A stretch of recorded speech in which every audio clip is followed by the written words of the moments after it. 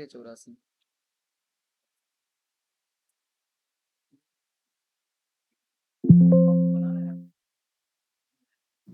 ٹھیک ہے، تو چلیے فیض احمد فیض کی نظم جو ہے، نظم تو پڑھیں گے ابھی ہم. فیض احمد فیض کی پیدائش اور وفات سب سے پہلے معلوم ہونا چاہیے. چلیے بتائیے. 1911 1984. جی 84. ٹھیک ہے، یہ آپ کو ہم پڑھا چکے ہیں. ادھر تھوڑا سا پھر سے دکھا دیتے ہیں. فیض کے تعلق سے بتایا جا رہا ہے. کبھی کبھی سوال یہ بنتا ہے کہ فیض کا تعلق کس تاریخ سے ہے. فیض ترقی پسند تاریخ کے نمائندہ شاعر تھے، ایک بات. دوسری بات یہ جائے فیض کی شاعری میں رومان اور حقیقت کی دھوپ چھاؤں ابتدا سے انتہا تک ملتی ہے. یعنی سوال اگر یہ آ جائے کہ کون ایسا شاعر ہے جس کو حقیقت اور رومان کا شاعر کہا جاتا ہے، تو فیض احمد فیض. دو سوال یاد ہو گئے آپ کو. یہ سوال میں سیدھے بتا دے رہا ہوں آپ کو. اچھا، اس میں تو فیض کی جو نظم میں ہم جو تاریخ راتوں میں مارے گئے اس کو پڑھایا جائے گا. یہ سب میں آپ کو پڑھا چکا ہوں. فیض کا نام کیا تھا؟ فیض احمد فیض کا نام تھا فیض احمد خان. نام کیا تھا؟ فیض احمد خان. جی گڈ، یہ آپ پڑھ چکے ہیں. سیالکوٹ میں پیدائش ہے. وفات کہاں تھا؟ وفات کی جگہ بتائیے. لاہور. لاہور. بہت اچھا. یہ کتابیں تھیں جو آپ کو یاد کرنی تھیں. کسی نے یاد کیا ہے؟ یہ لازمی پڑھا چکا ہوں. یہ نقش فریادی ہے اور دست صبا، اس کے بعد ہے زندہ نامہ، دستہ سنگ، سروادی سینہ، شام شہر یاراں، میرے دل میرے مسافر، کلام فیض، سارے سخن ہمارے، اور اس کے بعد ہے پھر نسخہ ہے وفا. یہ چیزیں ہیں. پھر آگے دیکھیے میزان، تنقیدی مضمون ہے. صلیبی میرے دریچے میں، اس کے بعد ہو جائے گا 1917 میں آ جائے گا متاح لوح قلم، ہماری قومی ثقافت، مہو سال آشنائی، سفر نامہ کیوبا. یہ سب چیزیں آپ کو یاد ہونی چاہیے تاکہ جیسے آئے فوراً آپ پکڑ لیں. ہاں یہ فیض کی کتابیں ہے، فیض کی جو ہے کہ نظم ہے. فیض کی نظم نگارے بھی آپ پڑھ لیے تھے. یہ دیکھیے یہاں سے ایک بات ہے کہ دیکھیے کہہ رہے ہیں کہ ان کا پہلا جو مجموعہ ہے وہ کون سا ہے؟ نقش فریادی. نقش فریادی کا سن کیا تھا؟ 1941. اس کا مقدمہ کس نے لکھا تھا؟ نون میم راشد نے لکھا تھا، نظر محمد راشد نے. اور کیا لکھا تھا انہوں نے؟ دیکھیے انہوں نے لکھا تھا کہ نقش فریادی ایک ایسے شاعر کی غزلوں اور نظموں کا مجموعہ ہے جو رومان اور حقیقت کے سنگم پر کھڑا ہے. سیدھے سیدھے آپ سے سوال یہ آتا ہے کہ رومان اور حقیقت کے سنگم پر کھڑا ہونے والا شاعر کس کو قرار دیا جاتا ہے؟ تو فیض احمد فیض احمد فیض. نون میم راشد کا یہ جملہ فیض کی شاعری کا سرنامہ ثابت ہوا. مطلب یہ ہے کہ فیض کی شاعری کا سرنامہ کون سا مجموعہ شامل ہوا؟ سرنامہ ثابت ہوا نقش فریادی. نقش سوال فریادی. یہ آ جائے گا کہ نقش فریادی کے تعلق سے 21 ادیب کا قول ہے کہ یہ فیض کی شاعری کا سرنامہ ہے. تو یہ ہو جائے گا نون میم راشد. ٹھیک ہے، آگے آ جائیے. یہ چیزیں ہیں. نقش فریادی کی پہلی نظمیں خدا و وقت نہ لائے. بولتے ہیں نا کبھی کبھی غصہ ہوتے ہیں تو کہتے ہیں کہ اتنا گرا ہوا نہیں آیا ہے. کہتے ہیں نا خدا ہمیں وقت نہ دکھائے، وادی نہ دکھائے. تو کہہ رہے ہیں کہ خدا وہ وقت نہ لائے میں انتظار ہے، وہ اپنی محبوبہ سے مخاطب ہیں اور کہتے ہیں. پڑھیے ذرا یہاں سے. کون پڑھے گا؟ آپ سے بلند آواز میں پڑھیے. پڑھیے، کوئی پڑھیے، آپ کا چاہے آپ پڑھ سکتے ہیں.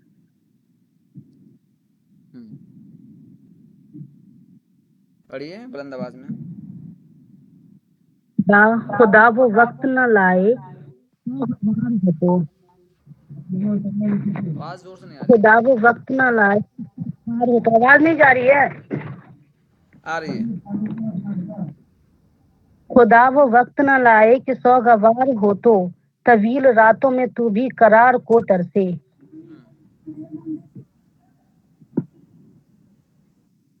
تیری نگاہ کسی غم گسار کو ترسے، خزاں رسید تمنا بہار کو ترسے.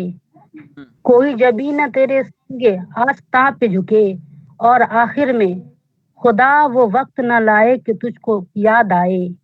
وہ دل کی بے قرار اب بھی ہے، وہ آنکھ جس کو تیرا انتظار اب بھی ہے. بہت عمدہ. یہ کون سی نظم ہے؟ خدا وہ وقت نہ لائے. خدا و وقت نہ لائے. اس میں کس سے مخاطب ہیں؟ اپنے محبوبہ کے انتظار میں اور اس مخاطب ہیں. اس نظم میں فیض اپنے محبوب کو آنے والے وقت کا خوف بھی دلاتے ہیں اور اپنے دل کی بے قراری کا اظہار بھی کرتے ہیں. فیض کی شاعری میں فراق اور جدائی کا سوز، گھلاوٹ اور لذت ہے. فیض کے انتظار میں درد کی کسک ہے، امید کی ٹیسیں ہیں. فیض کی شاعری میں تنہائی اور انتظار مختلف روپ اختیار کرتے ہیں. ان کی نظموں میں خاص فضا ہے، کہہ کہ غم ہے اور غم انگیز خاموشی ہے. فیض کی شاعری کا سارا حسن فضا سے جھلکتا ہے. وہ ایک ایسی فضا کی تعمیر کرتے ہیں جہاں مصروں کی معنویت اہم نہیں رہ جاتی. اس فضا میں الفاظ موم کی طرح پگھل کر بہنے لگتے ہیں. ایک سناٹا سا محسوس ہوتا ہے اور تنہائی روح کی گہرائیوں میں اترتی محسوس ہوتی ہے اور سارا وجود سر تا پا انتظار بن جاتا ہے. فیض نے 2 نظمیں تنہائی اور انتظار کے عنوان سے لکھی ہیں.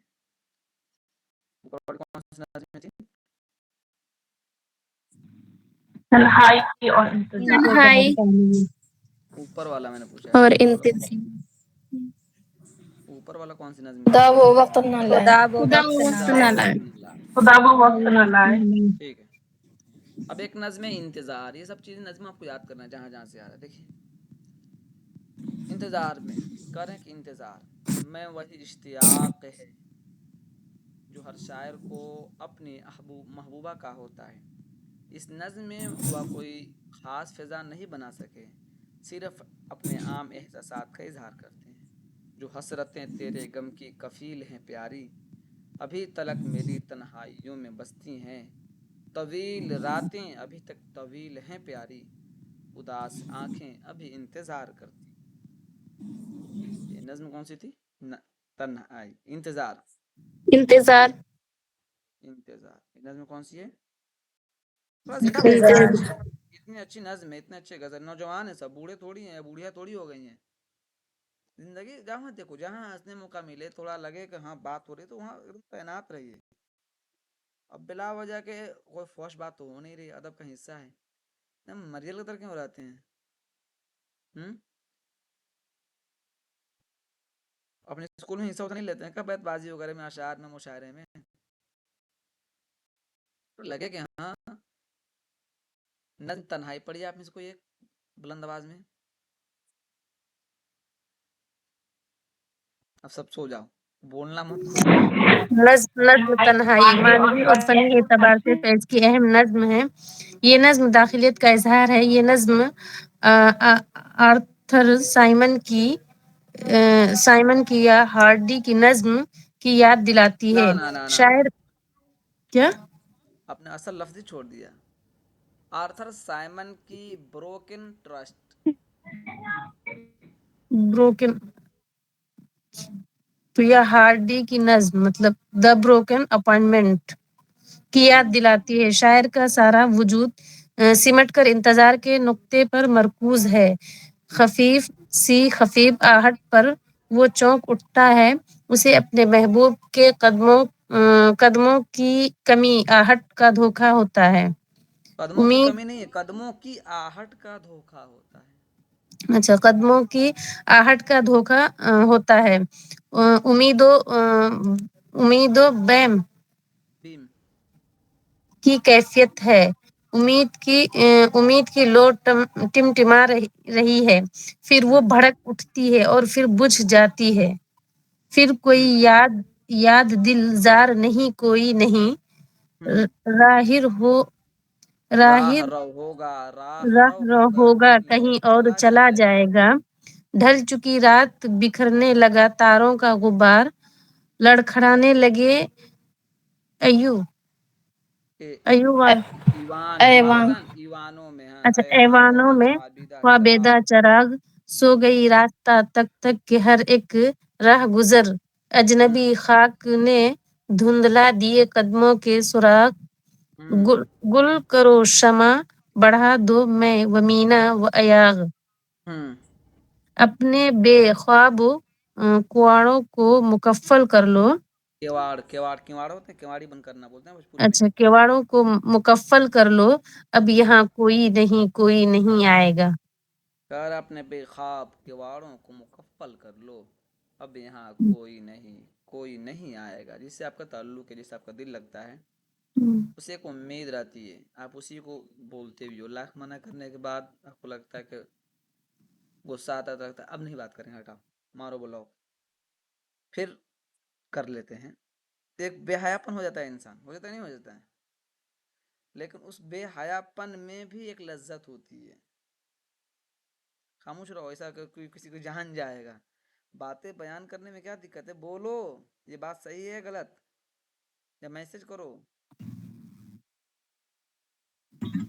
صحیح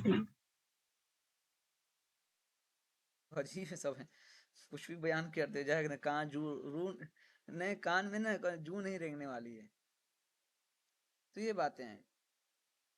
اب رات کے تاریکی میں جب انسان نکلتا ہے، اگر آپ کو کوئی دشمن ہے تو آپ کو کیا لگتا ہے، کچھ بھی دھڑپٹاہٹ ہوئی تو آپ کو لگے گا پیچھے سے آ رہا ہے، جی ڈر سا لگتا رہتا ہے، ارے سر ایسے بھی مطلب جیسے نکلتے ہیں نا تو لگتا ہے کبھی کبھی کہ پیچھے آ رہا ہاں ہے کوئی، کچھ، اب یہاں دیکھیے نا، پھر کوئی آیا دلزار نہیں کوئی نہیں، اس میں کیسے ٹی سے دیکھ رہے ہیں آپ، پھر کوئی آیا دلزار نہیں کوئی نہیں، ارے دنیا میں تو لاکھوں انسان ہیں، دل کس سے دکھتا ہے آپ کا، جو آپ کو اپنا ہو، جس نے آپ کو اپنا کہا ہو اور اس کے باوجود دو رخی کام کرتا ہو، جس نے کہا ہم آپ کے اپنے ہیں، اپنائی کا احساس دلا کر غیر اپنائیت کا اظہار کرے، تب کیا لگتا ہے، دل جی ٹھیس سر ہوتا ہے نا، کبھی بہت پھر دکھ ہوتا پھر ہے، کوئی آیا دلزار نہیں کوئی نہیں آیا، تو بہت دلزار نہیں ہے جو دل کو تکلیف پہنچا دے، آ رہا ہوگا کہیں اور چلا جائے گا، پھر کوئی آیا، جب کوئی آیا تو کوئی کہیں چلا جائے گا نا، فکر آگے جملہ میں راہ رو ہوگا کہیں اور چلا جائے گا، گزرنے والے ہوں گے کہیں اور چلا جائے گا، لیکن وہ دل میں جو ٹیس پہنچاتا تھا یا پہنچانے والی شے تھی وہ چیز تو نہیں آئی، ڈھل چکی رات بکھرنے لگا تاروں کا غبار، لڑکھڑانے لگے ایوانوں میں خوابیدہ چراغ، سو گئی راستہ تک تک کے ہر ایک راہ گزر، اجنبی خاک نے دھندلا دیے قدموں کے سراغ، گل کرو شمع بڑھا دو میں و مینا و ایاغ، اپنے بے خواب کواڑوں کو مکفل کر لو، اب یہاں کوئی نہیں آئے گا، پڑھیے کبھی اطمینان سے، کتنا مزہ آئے گا آپ کو ایک ایک لفظ سننے کی، کاریں کا آخر جملہ میں ایک اپنے بے خواب کواڑوں کو مکفل کر دو، یہ جو امید کی ایک کواڑی لگا کر رکھی ہے، دروازہ لگا کر اس کو بند، مکفل کا مطلب ہوتا ہے بند کر دینا، بند کر دو، اب نہیں آنے والا ہے، اب یہاں کوئی نہیں، مطلب کیا مطلب ہے، اب آپ کا اپنا آپ سے ٹوٹ جاتا ہے، روٹ جاتا ہے، وہ شعر ہے نا، اس طرح میں بتاؤں آپ کو، پھر سے مجھے چھوڑ کے جانے کے لیے، یا کس کا شعر یاد ہے کسی کو، میرے لیے نہ صحیح تو زمانے کے لیے، ایسا ہی کچھ ہے سر، پھر سے مجھے چھوڑ کے جانے کے لیے، اچھا گانا ہے بیکواز میں، آگے رہتا ہے، پھر سے مجھے رنجش ہی سہی دل ہی دکھانے کے لیے آ، یہی بات تو ہے اس میں، اس نے فیض اپنے الفاظ میں انتظار کر رہے ہیں اور اقرار میں، اور یہاں ان کا اپنا ہے، اب یہاں دیکھتا والا ڈرامہ ہی ہے، جب کھولا جائے تو ان کو رجسٹریشن کروانے رہتے ہیں. کیا کہتے ہیں، آخر سے مجھے وہ چھوڑ کس کے کا ہے جانا. سر؟ رنجش ہی صحیح. رنجش ہی سہی، دل ہی دکھانے کے لیے آ. مطلب کن کا ہے یہ؟ احمد یہ فراز. احمد محمد فراز. فراز. احمد فراز کی ہے، جی سر. جی سر. کیونکہ میں ہاں احمد فرازی کی ہے. بول رہا ہوں جی. رجسٹریشن کرنے کے لیے کہا رہا ہے. رنجش ہی صحیح، دل ہی دکھانے کے دکھانے لیے آ. جی. تو اس میں آخر دیکھ سے رہے کیا مجھے کر رہے چھوڑ ہیں کے کہ جانا. نظم کے پہلے مصرے میں شاعر کا وجود ساری دنیا سے بے خبر ہے. یہ کون سی نظم پڑھائی تھی بتائیے؟ تنہائی. تنہائی. نظم تنہائی. ٹھیک ہے، تو یہ ہے فیض کی نظموں میں. پڑھیں گے تو لگے گا، اور ادب پڑھ رہے پڑھنا چاہیے، پڑھیے، دلچسپی لیجیے. چپ چپ، جہاں نہیں بولنا والا بلا وجہ کا چپ، بلا وجہ کا بولتے ہیں. آگے دیکھیے، فیض اپنے عہد کی حقیقت کا سامنا کرتے ہیں اور خوابوں کی شکست کے ایسے المیوں کو محسوس کرتے ہیں. شکست کہتے ہیں چکنا چور ہو جانا. ایک امید لگا کر بیٹھے، مثال کے طور پر اس عمر میں ہے صاحب، کھل کے میں بات کرتا ہوں. آپ کو لگتا ہے کہ آپ کے ہم عمر کوئی لڑکا ہے یا ہماری ہم عمر کوئی لڑکی ہے، لگتا ہوگا اسے شادی ہو جاتی تو بہتر ہوتا، ایسا لگتا ہے. کیونکہ انسان اس طرح مبہوت ہو جاتا ہے، جو لفظ آتا ہے مبہوت ہو جانا، کہ اس کو لگتا ہے ڈائریکٹ شادی ہو جائے تو بہتر ہے. یہ جو سارا پروسیس جو بنا ہے، سب چیز کو بھول جاتا ہے. ایسا ہے کہ نہیں؟ جی. ہے نا. جی سر. لیکن جب اس کو سوچتا ہے تو لگتا ہے کہ امی ہیں، ابو ہیں، خاندان رشتے ہیں، بھائی ہیں، نہیں مانیں گے. یہ ساری چیزوں کو بھول جاتا ہے انسان، اور ایک فوراً امید بنا لیتا ہے، اور پھر وہ اپنی امید کو خوابوں کی شکست کے المیے محسوس کرنے لگتا ہے. وہ رومانی افسردگی کا شکار ہوتے ہیں. ان کی شاعری میں ہلکی سی کسک، میٹھا میٹھا درد، پر لطف تڑپ، اور محبوب کی چاہت میں شدت ہے. وہ چپکے چپکے آنسو بہاتے ہیں اور محبوب کی تغافل کے باوجود اسے چاہتے ہیں اور دعائیں دیتے ہیں. راتوں کی خاموشی میں چھپ کر کبھی رو لینا، مجبور جوانی کے ملبوس کو دھو لینا، جذبات کی اس عت کو سجدوں سے بسا لینا، بھولی ہوئی یادوں کو سینے سے لگا لینا. ایک نظم انتہائی کار، ٹوٹ جاتا ہے اندر سے، تو کہتا ہے، لفظ دوسرا آ رہا ہے لیکن نہیں بولوں گا میں، کہ جا کم سے کم تو خوشی رہا. میں اپنے سارے چیزوں کو برداشت کر سکتی ہوں یا کر سکتا ہوں تیری خوشی کے لیے. ایک وقت آتا ہے کہ انسان مطلب درد چھپانے کے لیے جملہ بولتا ہے، ایسا ہے نا، کہ جا ٹھیک ہے تو ہی خوش رہ لے، مجھے چھوڑ کے جا رہا ہے تو دعا دیتا ہے. یہ ہمت کی بات ہے. فیض کی رومانی شاعری عشق کی مدہوشیوں اور جسم کی لذت کوشیوں کا بیان نہیں. دیکھ لیجیے، یہ بھی اپنے آپ میں ہے، جسم کے چیزوں کو بیان کی لذت کے بارے میں بیان نہیں کیا انہوں نے زیادہ. فیض کے ہاں وصل کی سرشاری نہیں بلکہ جدائی کی خاموشی تڑپ ہے. خاموش تڑپ ہے. بہت زیادہ ملنے کی باتیں نہیں کی انہوں نے، لیکن جو جدائی ہوتی ہے اس کی ایک چبھن ہوتی ہے اور ایک شکست ہوتی ہے، اس کو زیادہ بیان کیا ہے. یا شاعری ایک ایسے شخص کے آنسو آہوں کی داستان ہے جسے اس بات کا احساس کھائے جا رہا ہے کہ زندگی چند روزہ ہے اور شباب اس سے بھی زیادہ چند روزہ ہے. شباب کس کو کہتے ہیں؟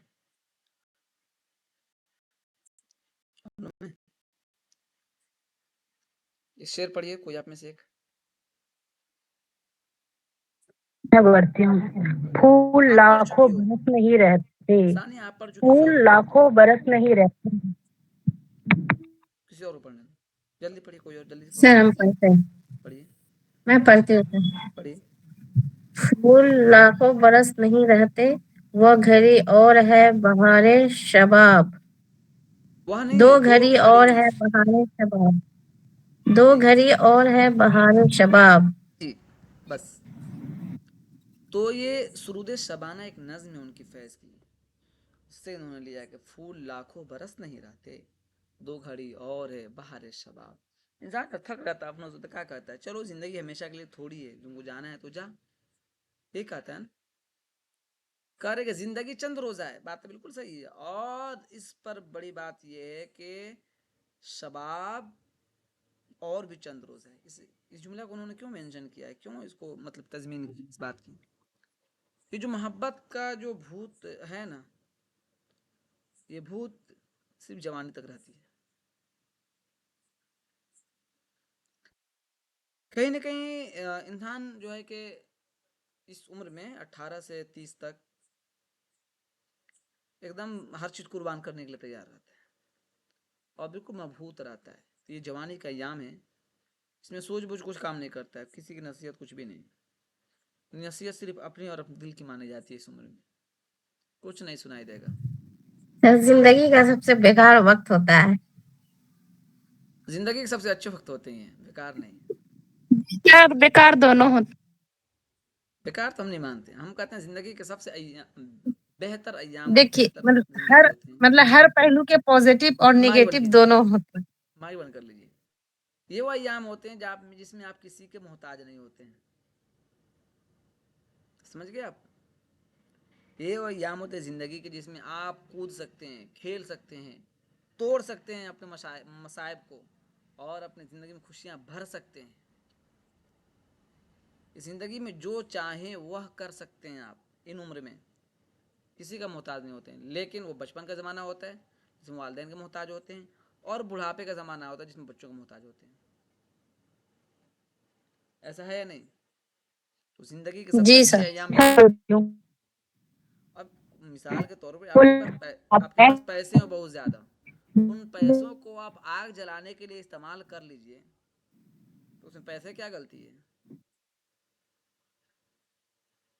چلیے، سرود شبانہ، تہ نجوم، یاس اور ایک منظر فیض کی فنکاری اور مصوری کا اعلیٰ نمونہ ہے۔ اب یہ دیکھیے، یہ چار نظر آپ یاد کر لیں۔ سرود شبانہ میں شاعر نہ صرف عالم خود فراموشی میں ہے، بلکہ اس کے وجود کا ذرہ ذرہ اپنے گرد و پیش کے منظر سے ہم آہنگ ہے۔ سرود شبانہ میں یہ پڑھیے، پڑھیے کوئی جلدی سے، یہاں سے پڑھ رہے سر، پڑھیے آپ۔ اچھا چلیے پڑھیے آپ، ایک منٹ پڑھیے۔ سو رہی ہے گھنے درختوں پر چاندنی کی تھکی ہوئی آواز، کہکشاں نیم وانگا ہو، نیم و نگاہوں سے کہہ رہی ہے حدیث شوق نیاز، شاز دل کے خاموش تاروں سے چھن رہا ہے خمار کیف آگیں، آرزو چھن رہا ہے خمار کیف آگے، آرزو خواب پیر تیرائے حسن تیرائے ہنسی ہے لبریز، یہ دیکھیے ایک نظم آہوں اور، سے یہاں سے کوئی اور ٹھنڈی پڑھیے، اس میں ہوائیں، جلدی پڑھیے۔ یہ ہے لبریز آہوں سے ٹھنڈی ہوائیں، اداسی میں ڈوبی ہوئی گھٹائیں، پھر اوٹ لے کے دامن ابر بہار کی، دل کو منائیں ہم کبھی آنسو بہائیں ہم۔ یہ مرگ سوز محبت ہے، مرگ سوز محبت ہے۔ یہ فیض کے تعلق سے جانکاریاں ہیں جس کو آپ پڑھ لیں گے تو کافی چیزیں آپ کے لیے حل ہو جائیں۔ سمجھ گئے؟ پڑھ لیجیے، چلیے اس میں 4-5 لائن پڑھ لیتے ہیں، اور جب اسی کو انہوں نے دیا ہے کوئی بھی بنا سکتے ہیں، پڑھیے اس میں سے۔ نظم، ہم جو تاریک راہوں میں مارے گئے کمت، تیرے ہونٹوں کے پھولوں کی چاہت میں ہم دار کی خشک ٹہنی پہ وارے گئے، تیرے ہاتھوں کی شمعوں کی حسرت میں ہم نیم تاریک راہوں میں مارے گئے، سولیوں پر ہمارے لبوں سے پرے تیرے ہونٹوں کی لالی لپکتی رہی، تیری زلفوں کی مستی برستی رہی، تیرے ہاتھوں کی چاندی دمکتی رہی، جب گھلی تیری راہوں میں شام ستم ہم چلے آئے لائے جہاں تک قدم، لب پہ حرف غزل دل میں قندیل غم، اپنا غم تھا گواہی تیرے حسن کی، دیکھ قائم رہے اس گواہی پہ ہم۔ اچھا بس اب آگے آتے ہیں، فیض کی باتیں ہو گئی بہت، پڑھ لیں گے نظم جو ہم نے بتائی ہے نشانزد کیا ہے، اس کے علاوہ جو نظم میں آپ یاد کر لیں گے کون سا نظم کی ہے کون سا نظم کی ہے، یہ آپ یاد کر لیں گے۔ اقتصابی نتائج ہے، کچھ بھی اگر نہیں سمجھ میں آنا اقتصابی نتائج لازمی پڑھ لیجیے گا۔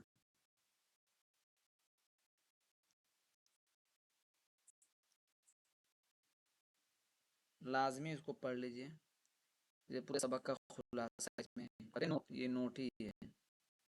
اور ایک نظم میں دیکھیے، بھرم لاج چندیل ایک خاص طرح کا چراغ، دمکنا چمکنا،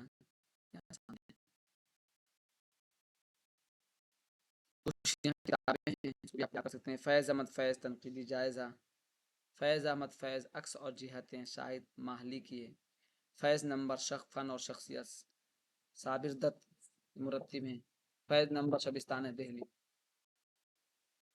مخدوم کی نظم میں چند کا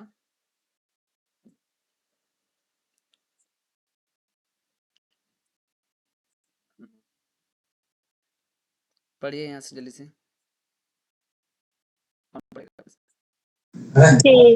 تمہید مخدوم محی الدین اردو کے مقبول اور عظیم شاعر تھے۔ مخدوم ترقی پسند تحریک کے نمائندہ شاعروں میں سے ایک تھے۔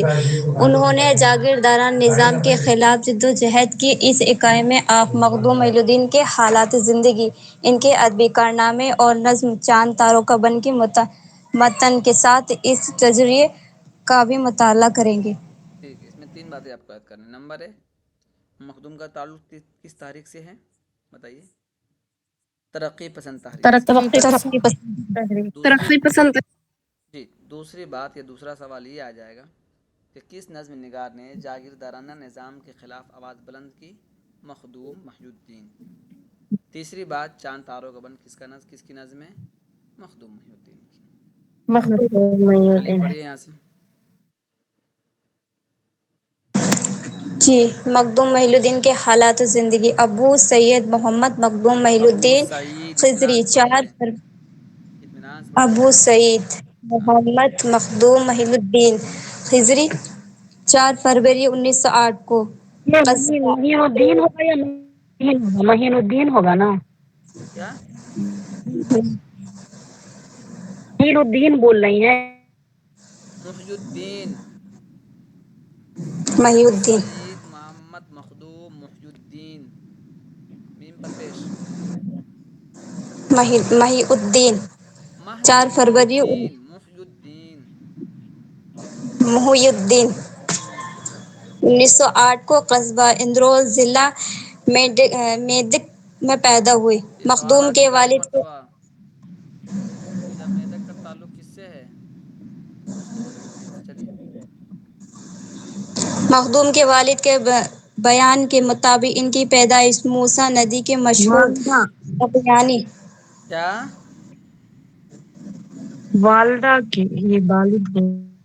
والدہ مخدوم کی والدہ کے بیان کے مطابق ان کی پیدائش موسیٰ ندی کے مشہور تغیانی کے سال ہوئی اور اس طغیانی، طغیانی کے سال ہوئی اور اس مصیبت کے وقت ان کی عمر کم بیش 8 ماہ کی تھی۔ یہ یاد کرنا طغیانی ستمبر بس اتنا رہنے دیجیے میں بتاتا ہوں۔ ایک یہ کہ میدک، یہ ضلع میدک کا تعلق حیدرآباد سے ہے، شہر حیدرآباد سے۔ ٹھیک، ایک بات۔ دوسری بات، ان کی پیدائش ہوئی ہے 4 فروری 1908 کو۔ نام ابو سعید محمد مخدوم محی الدین خضری یا خضری، اور موسیٰ ندی۔ ایک مرتبہ یہ ایک سینٹرل یونیورسٹی کے پیپر میں حیدرآباد سے آ چکا ہے کہ موسیٰ ندی کا تعلق کہاں سے ہے؟ تو حیدرآباد سے۔ یاد کر لیجیے، ہو سکتا ہے کبھی نیٹ میں بھی پوچھ لے کہ موسیٰ ندی کا تعلق کہاں سے ہے؟ تو حیدرآباد سے۔ آگے آئیے، اور موسیٰ ندی کی طغیانی کس سن میں آیا تھا؟ تو موسیٰ ندی میں کب آیا تھا؟ 1908 میں۔ ٹھیک ہے، اب ایک چیز اور دیکھ لیجیے، میں بتا دیتا ہوں آپ لوگوں کو۔ مخدوم کے خاندان کا سلسلہ پیغمبر اسلام حضرت محمد صلی اللہ علیہ وسلم کے صحابہ میں سے ایک حضرت ابو سعید خدری سے ملتا ہے. نام ہی سے پتہ چل گیا. مخدوم کے پردادا مخدوم الدین حیدرآباد کی مکہ مسجد میں مشہور قاری تھے. مکہ مسجد میں نماز پڑھی ہے, یہی ہے.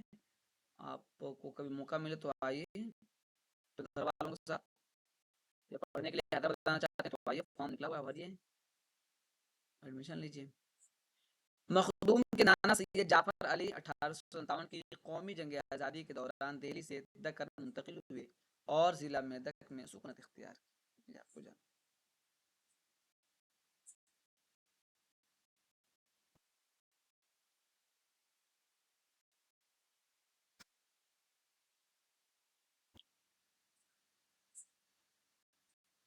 اس کو پڑھ لیجیے. آپ پڑھیے پڑھیے افسو پڑھیے. سالیہ کون کون ہے سب پڑھو نا, کیا ایسا خاموش خاموش پڑھیے. 1941 عیسوی میں انہوں نے ملازمت سے استعفیٰ دے دیا. 1940 عیسوی میں مخدوم کمیونسٹ پارٹی کے سیکریٹری چنے گئے تھے. 1943 عیسوی میں حیدرآباد میں انجمن ترقی پسند مصنفین کی باقاعدہ تشکیل مخدوم کی رہنمائی میں عمل میں آئی. 1945 عیسوی میں انہوں نے ایک کل ہند کانفرنس کا اہتمام کیا جو بے حد کامیاب رہی. 1942 عیسوی سے 1946 عیسوی تک کا زمانہ ریاست حیدرآباد میں ایک طوفانی دور تھا. مخدوم خود کو انقلابی سرگرمیوں کے لیے وقف کر چکے تھے. وہ ٹریڈ یونینوں کے ذریعے مزدوروں کو متحد کرنے لگے.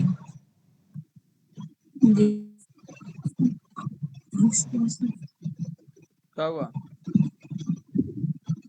اسکرین چلا دیا تھا. متحد کرنے انہوں نے راج بہادر گور کے ایل مہندرا حیدر حسن جو جواد رضوی اور غلام حیدر کے ساتھ مل کر اپنی سرگرمیوں تیز کر دی.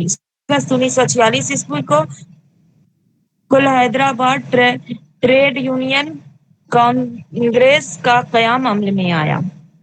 اس وقت مخدوم محی الدین روپوش تھے. مطلب سر چھپا مطلب چھپنا, چھپے کیونکہ ان کی گرفتاری کے احکام جاری ہو چکے تھے. مخدوم کی غیر قانونی سرگرمیاں 1951 عیسوی تک جاری رہیں. بس ایک سوال یہ آتا ہے کہ دیکھیے, ایک سوال یہ بھی ابھی نظر پڑ گئی, وہی بات میں بتانے والا تھا. یہاں کوئی اور پڑھیے, یہاں سے اس پیراگراف بڑا اہم ہے, پڑھیے. حصول آزادی کے بعد ملک میں پہلی بار عام انتخابات 1952 عیسوی میں منعقد ہوئے. مخدوم اسمبلی اور پارلیمنٹ دونوں کے لیے امیدوار تھے. اپنی مقبولیت کے باوجود وہ الیکشن ہار گئے. ٹھیک ہے, یہ سوال آ چکا ہے 1956 سیدھے رک جائیے. یہ سوال آ چکا ہے سیدھے کہ کون نظم نگار ایسا ہے جو بیک وقت اسمبلی اور پارلیمنٹ دونوں کے لیے امیدوار تھے اور اپنے مشہور ہونے کے باوجود بھی وہ الیکشن ہار گئے. تو مخدوم محی الدین ہے, آپ کو یاد ہونا چاہیے. آگے پڑھیے. 1956 عیسوی میں وہ قانون ساز کونسل کے امیدوار بنے اور مجلس قانون ساز آندھرا پردیش میں اپوزیشن لیڈر منتخب ہوئے. 1952 عیسوی سے 1955 عیسوی تک مخدوم نے ایک منٹ چین ہے کہ چین سوویت یونین مشرقی یورپ کے ممالک اور افریقہ کا دورہ کیا. اکتوبر 1968 عیسوی میں مخدوم نے سوویت یونین کا سفر کیا اور تاشقند بخارا کی بھی سیر کی. سمرقند اور بخارا کی بھی سیر کی. پڑھیے آگے, پڑھیے یہاں تک. 24 کہاں سے؟ ہندی میں لکھیے 24 اگست 1969 عیسوی کو ان کی طبیعت اچانک 69 عیسوی ٹھیک کو ہے ان کی طبیعت اچانک خراب ہو گئی. وہ ان دنوں دہلی میں تھے. 22 اگست 1969 عیسوی کی 25 شام اگست نہیں 25 اگست. اچھا ہاں 25 اگست 1969 کی شام کو 8:12 پر مخدوم کا انتقال ہو گیا. کب؟ 1969. مخدوم کی میت دہلی سے حیدرآباد لائی گئی. 26 اگست 1969 عیسوی کو ان کی تدفین حضرت شاہ خاموش کے قبرستان میں ہوئی. بس طبیعت خراب ہوئی 24 اگست، وفات 25 اگست. دہلی میں وفات ہوئی. سوال کبھی کبھی آتا ہے کہ وفات کہاں ہوئی؟ دہلی میں. اور تدفین کہاں؟ مدفون جو ہے ہاں تدفین حیدرآباد. حیدرآباد میں. یہ مجموعہ پڑھی، شعری مجموعہ. مخدوم کا پہلا شعری مجموعہ سرخ سویرا 1944 عیسوی میں اور گلے تر 1961 عیسوی میں شائع ہوا. انتخاب کلام مخدوم 1939. ارادہ ادبیات اردو ارادہ نہیں، حیدرآباد. ادارہ اچھا ہاں ادارہ ادبیات اردو حیدرآباد. انتخاب کلام مخدوم 1952. انجمن ترقی اردو ہند علی گڑھ. مخدوم اور کلام مخدوم 1972. کتب پر نیٹرز و پبلش کراچی نے. نیٹرز و پبلشز کراچی نے. اور پرنٹرز جو ہوتا ہے بساط وہی. رقم 1966 جس میں سرخ سویرا اور گلے تر کی نظموں کے علاوہ کچھ نئی نظمیں شامل ہیں. جشن مخدوم کمیٹی حیدرآباد نے شائع کیا. یہ کچھ مجموعے ہیں جو آپ کو یاد ہمارے ہیں. طرف بہت تیز بارش ہو رہی، ہو سکتا ہے نیٹ ورک. اچھا میرے طرف بھی سنا ہے کہ فجر بعد بارش ہوئی تھی. اب کچھ ادبی سر کہانی آج آپ سنائیے. کی طبیعت کچھ ناساز لگ رہی کیا؟ کیوں لگ رہا ہے مطلب کیا؟ زیادہ طبیعت ٹھیک نہیں تو کیوں پڑھا رہے اتنا میں ہاں اپنے اوپر ظلم کر. ظلم نہیں، یہ ظلم ہوگا کہ آپ کا سبق نقصان ہو جائے گا. مخدوم محی الدین کے ادبی کارنامے. 1936 میں انجمن ترقی پسند. اس طرح ہم ظلم نہیں کریں نا تو ہو گیا. ہمارے اتنے دوست ہیں کہ روز ایک دن گھومنے جائیں ان کے ساتھ، ایک دن میں کلاس نہیں ہو پائے گی. 1936 میں انجمن ترقی پسند مصنفین کے قیام کے بعد حیدرآباد میں بھی نوجوان ادیبوں کا ایک حلقہ بن گیا جو باقاعدہ انجمن میں شامل نہیں تھے. تو اگر یہ کہہ دیا جائے کہ انجمن ترقی پسند مصنفین کے قیام کب عمل میں آیا؟ 1936 عیسوی میں. 1936 عیسوی میں. حیدرآباد. یہ آپ کو دیکھ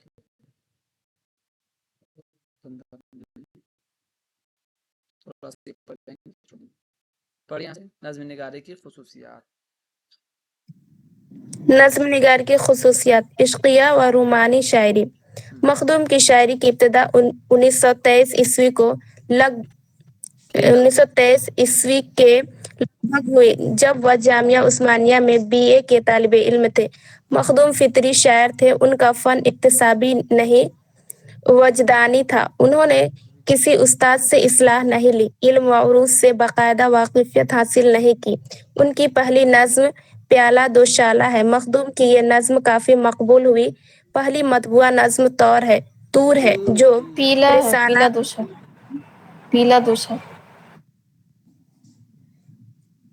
مطبوعہ نظم طور ہے جو رسالہ ایوان مدیر مجمون گورکھپوری میں 1933 عیسوی میں شائع ہوئی. مخدوم کے ابتدائی کلام پر جوش، اختر شیرانی اور حفیظ جالندھری کے اثرات نمایاں نظر آتے ہیں. مخدوم کی ابتدائی شعری تخلیقات میں ان کی غنائی نظمیں تلنگن انتظار، ساگر کے کنارے، لمحہ رخصت جوانی و آتش کدہ اور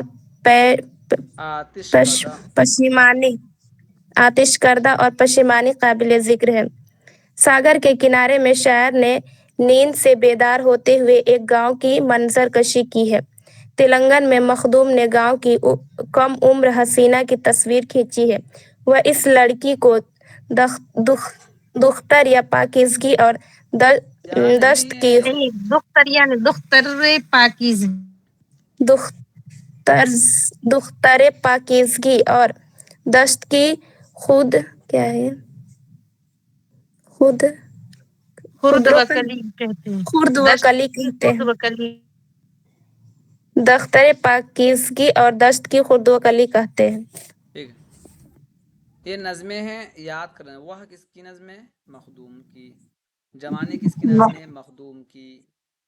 تلنگن کس کی نظم ہے؟ مخدوم کی. انتظار فیض کی بھی نظم ہے، دیکھ لیجیے، اور مخدوم محی الدین کی بھی نظم ہے. یہ نظم ہے، یہ سب یاد کر لینی ہے. چلیے یہاں سے پڑھ لیجیے اشارے.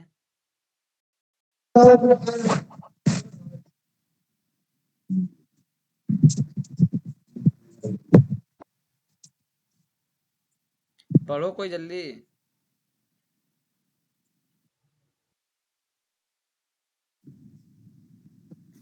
پھرنے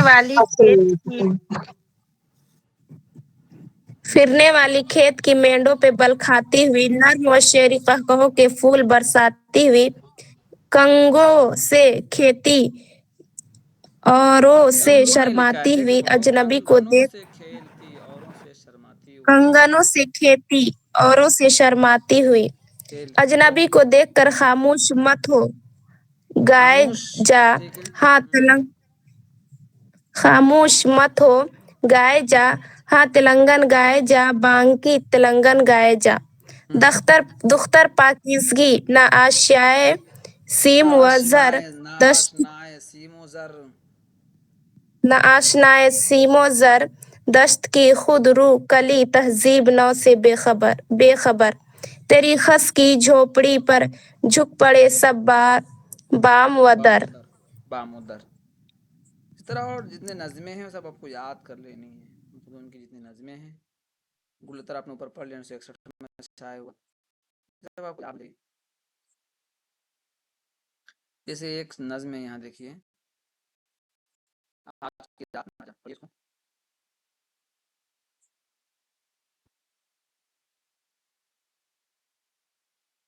ابھی پڑھنے کا موقع ملا تو نہیں پڑھ رہے ہیں. زندگی آج کی رات نہ جانے میں مخدوم ان کو پڑھنے لمحہ دو، یہ نہیں موجود پڑھا میں انہوں نے. جینے اور اس ناہیدہ سے. نیا نہ شروع کیا تھا، جو نیا شروع کیا اس کو پڑھنے دو. ٹھیک ہے ٹھیک. آج کی رات ناجا میں مخدوم لمحہ موجود میں جینے اور اس سے بھرپور لطف اٹھانے کے لیے کہتے ہیں. وہ زندگی کو اس کی روشن اور تاریک پہلوؤں کے ساتھ قبول کرنے پر اصرار کرتے ہیں.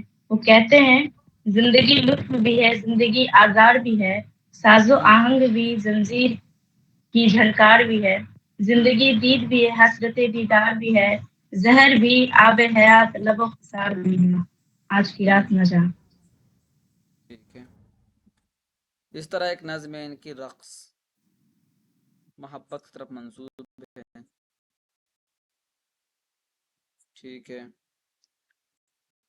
تو آپ اس طرح یاد کرتے چلے جائیں. احساس کی رات بھی ہے.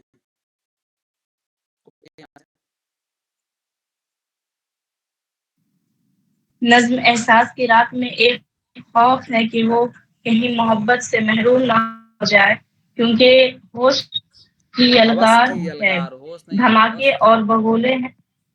ہوش کی یلغار ہے. ہوش کی یلغار ہے، دھماکے اور بگولے ہیں. اسے خوف ہے کہ شفق جیش کی پیشانی کا رنگی پسپا اور رنگ زبی کہیں اڑ نہ جائے، نقش و فامٹ نہ جائے اور یہ بستا ہوا ساز نقش وفا مٹ نہ جائے. اس نظم اچھا نقش وفا مٹ مٹا نہ دو گے جائے پھر کیسے ہو جائے گا؟ اور اسی یہ سے بن رہے ہیں. چلو چپ نہ ہو جائے. اس نظم کی فضا افسردہ ہے، وسوسے اور خدشات ہے، لیکن آرزو بھی ہے. خدشات، میرے وسوسے دل اور دھڑک خدشات ہیں. چلو وسوسے اور خدشات ہیں لیکن آرزو بھی ہے. میرے دل اور دھڑک شاخ گل اور مہک اور مہک اور مہک. احساس کی رات کا آغاز ایک اندیشے سے ہوتا ہے، مجھے ڈر ہے کہیں سرد نہ ہو جائے یہ احساس کی رات۔ ٹھیک ہے، اور بہت ساری نظمیں ہیں، اس کو آپ کو پڑھنا ہے۔ لختے جگر محبت تم کو لاگ پھینک کر آؤ گہرے کی کنویں میں، مگر آواز پیچھا کرے گی کبھی چاندنی رات کا گیت بن کر، کبھی گھپ اندھیرے کی پگلی ہنسی بن کر پیچھا کرے گی۔ مخدوم کی شاعری کو تین حصوں کرتے ہیں، تین حصوں میں آپ کو یاد کر لینا ہے، تقسیم کر سکتے ہیں۔ کیا لکھا بتائیے؟ تراشیدم، پرستیدم، پرستن مستن کیا ہے؟ پوجنا، اور شکستم، پرستیدم شکستم۔ شکستم، ٹھیک ہے، اس کو آپ کر لینا ہے۔ تو اتنا کافی ہے، آپ کو ان کے جو شعری مجموعے اوپر تھے ان کو یاد کر لینی ہے، اور ان کے جو نظمیں ہیں وہ یاد کر لینی ہے، اور ان کی پیدائش وفات اتنا کر لیے